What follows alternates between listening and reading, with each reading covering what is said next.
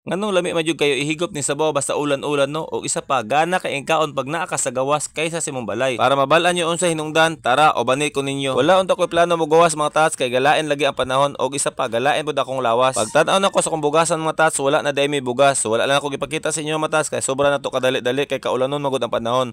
So nilarga ko dayon mga tats kay moadto ko sa bangko kay mag-withdraw ta gamay. Pag abot na ko dito mga tats, wala ko nagdahom nga ingani di kataas ang pila no. Sato pa dili lang di kay ako anang inanglan karong adlaw, daghan di ay mi kay siguro katong bagong tuig wala sa niabri ang bangko o unsa ba karon pa nang gawas sa mga tao mo nang daghan kay pila. Og di magdugay matas naabot na jud akong turno no, mao nang ato na gikuha diha og nikuha lang taga may matas kay mo palit ta og bugas. Pero bago ta mo palit og bugas matas, mo hapit sa tani kalenderya kay perti na jung gutuma. Mukuha tag isa ka serve nga bulalo matas kay nga naman perti tugnawas sa panahon kay kabalubi mo gaulan gainit so lain ang panahon, sumukuha taga may diha para mo sabaw pud no or mohigop tag sinabaw. Ang ganahan ako nga serve ni matas kanang daghag sabaw, daghag sibes dahon og daghag repolyo. Mao jud ni pinakaganahan ako nga sinabaw matas basta bulalo. Ang tinuod mga tas daghang patagsudan dito sa balay no, kaso lang mohikay pa manggod ta, muluto pa manggod ta. So atong himo diha mukaon na lang tadaan diha kay nga naman daghang patag-adtuan or himuon karong adlaw. Unya akong anak mga tats dili man sa ganahan ani sinabaw, so manok iyang gi-order mo to nagpa-apil pud ko siya mo na tagsa mi diha kay nga naman lami pud ikit-kit anang crispy nga manok no. Sabi ninyo wala mi line banding ni akong anak no, basta mo gawas mi kun dili kaon, mamalit og sinina, mamalit og mga unsa-unsa didto kung unsa makita basta naa mi kwarta,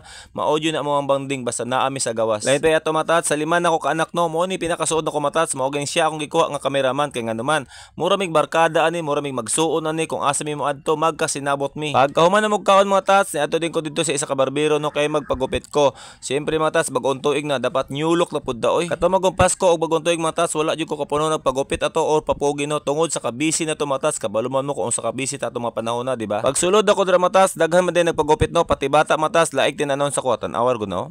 Lain jud sig tinanon sa ko mga tats, di sa gusto maalasan yang kapogi. Bitaw mga tats ang tinuod no, mata ko kadlawon mga tats basta taas pa akong buhok, maglibog jud ko asa gibutang ang sudlay. Mao na akong ginhimo mga tats, kamot na lang akong ginahimong sudlay.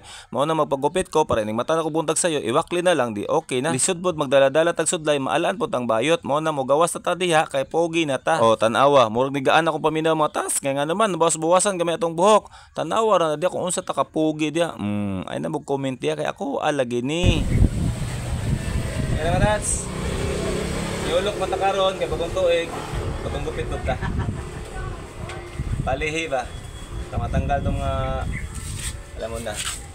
Ang akong bot pasabot matas, matanggal mga malas-malas matas ba? Kabalobe mo basta bagong tuig, daga mga palihi-palihi, di ba? Pero iba akong palihi matas, ang akong palihi kanang naala ko'y bugas sa balay, na ko'y sudan sa balay, mao na akong palihi. Dili na importante nang unsa-unsa pa diha, di ba? Ingan naman jud matas, bugas ang importante sa balay, dili ka nang mapalihi-palihi. Ang akong istorya sa mga ingan ng matas no, dili ta magsalig anang mga buinas o palihi. Paningkamot ta sa atong panimalay aron makakaon ta matag adlaw, dili nang mga ingana, di ba?